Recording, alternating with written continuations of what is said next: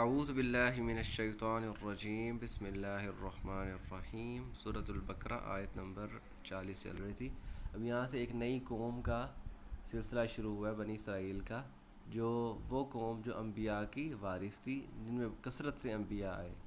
اور یہ بتانے کی کوشش کی گئی ہے، مطلب میں ان کو سمجھانے کی کوشش کروں گا تاکہ بھی ہماری جو امت ہے، امت مسلمہ، امت محمدی صلی اللہ علیہ وسلم، ان میں یہ غلطیاں نہ دہرائی جائیں. تو یا بنی اسرائیل، اس نعمت کو یاد کرو جو میں نے تم پر کی. و اوفو، اور پورا کرو. اوفو اصل میں تھا اوفی یو، یاد پورا کرو. وفا کا مطلب ہوتا ہے پورا کرنا، ہم پڑھ چکے ہیں. وفا کا مطلب ہوتا ہے کسی چیز کا پورا پورا بدلہ دینا. تو اوفو، پورا پورا بدلہ دو، پورا کرو. بعہدی، میرے عہد کو، میرے عہد کو پورا کرو. اوفی، میں پورا کروں گا. بعہدکم، تم سے کیا گیا وعدہ، تم مجھ سے کیا گیا وعدہ پورا کرو، میں تمہارے ساتھ کیا گیا وعدہ پورا کروں گا. وَإِيَّايَ، اور صرف میری، مجھ سے، ایایا مجھ سے، فرحبون، ڈرو. رہب کا مطلب ہوتا ہے کہ کسی کے جلال، کسی کے سے مطلب جلال سے جو دل میں خوف کی کیفیت پیدا ہوتی ہے نا، اس کو کہتے ہیں رہب. تو فرحبون، مجھ سے ڈرو. وَإِيَّايَ فرحبون، اور صرف مجھ سے ڈرو. اب بنی اسرائیل پر کون سی نعمتیں کی گئی تھی، وہ آگے بہت کثرت سے مضمون بیان ہوگا کہ کبھی ان پر آسمان سے من و سلوہ نازل کیا گیا، کبھی ان کے لیے زمین سے چشمے اتارے گئے، کبھی نکالے گئے، کبھی ان کے لیے آسمان سے بادلوں کا سایہ کیا گیا، کبھی انہیں فرعون سے نجات دلائی گئی.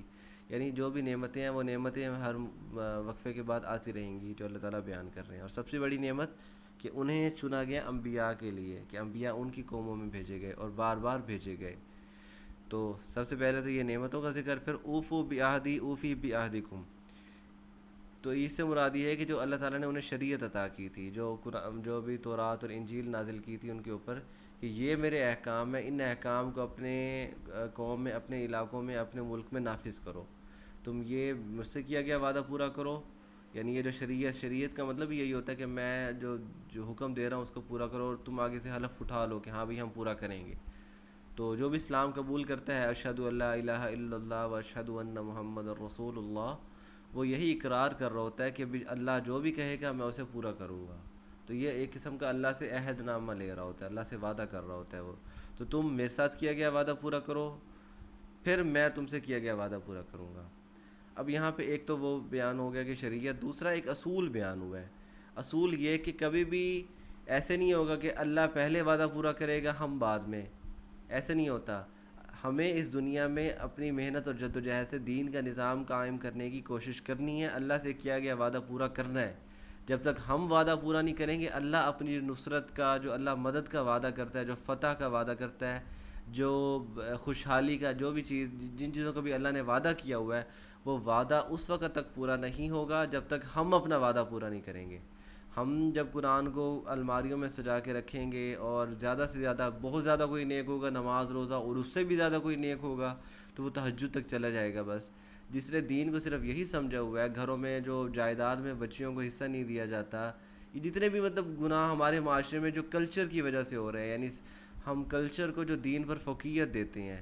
ہمارا معاشرے کا مسئلہ یہی ہے کہ ہم نا مذہب اسلام کو فوقیت نہیں دیتے، بلکہ ہم جو ہمارا جو ایک رواج چلا آ رہا ہے نا شروع سے، اس رواج کو فوقیت دیتے ہیں.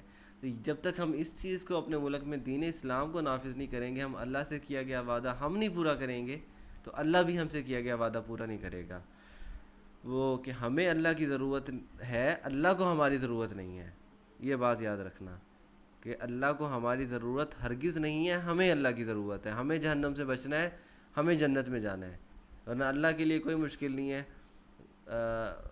وہ ہے لَأَمْلَأَنَّ جَهَنَّمَ مِنَ الْجِنَّةِ وَالنَّاسِ أَجْمَعِينَ. اللہ تعالیٰ کہہ رہے تھے میں جہنم کو جنتی والناس، جنات اور انسانوں سے بھر دوں گا.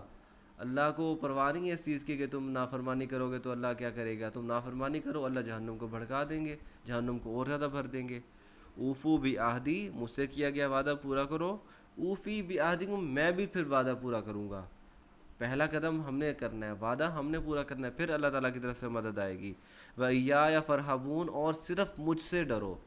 مجھ سے ڈرنے کا مطلب کیا ہے کہ یعنی جو تم وقتی طور پر جو مصلحتیں دیکھتی ہو اسلام کی نافرمانی کرنے کی یا حکم نہ ماننے کی، کسی اور کے ڈر کی وجہ سے تم اسلام پہ عمل نہیں کرتے، تو وہ کہا فَإِيَّايَ فَارْهَبُونِ، کسی اور سے نہیں ڈرنا، صرف مجھ سے ڈرنا ہے، میری نافرمانی سے ڈرو کہ جب میری نافرمانی کرو گے تو میرا سزا، میرا عذاب کیسا ہوگا. تو یہ چیز فَإِيَّايَ فَارْهَبُونِ، صرف مجھ سے ڈرو. تو یہ آیت 40 کل انشاءاللہ آگے پڑھیں گے. وَمَا عَلَيْنَا إِلَّا الْبَلَاغُ الْمُبِينُ.